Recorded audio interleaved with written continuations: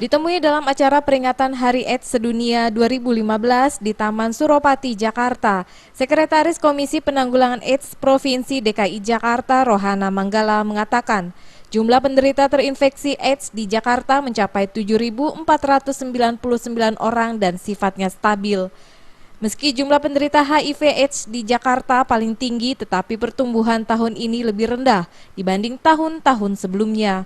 Pertumbuhan jumlah orang yang menderita suatu penyakit dalam jangka waktu tertentu atau prevalensi di ibu kota di bawah prevalensi di Papua, Papua Barat, dan Jawa Timur. Ia berharap agar peringatan Hari AIDS Sedunia setiap 1 Desember ini tidak hanya bersifat seremonial. Ia mengajak masyarakat untuk memahami kondisi lingkungan sekitar yang sudah banyak terinfeksi HIV.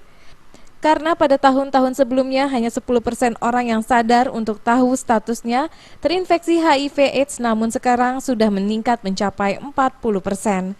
Di Jakarta saat ini merupakan provinsi yang tertinggi HIV/AIDS-nya.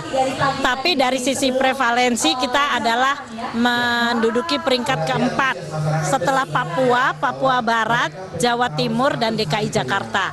Dari sisi orangnya memang kita tinggi, tapi dari sisi prevalensinya kita tidak setinggi tahun-tahun yang lalu.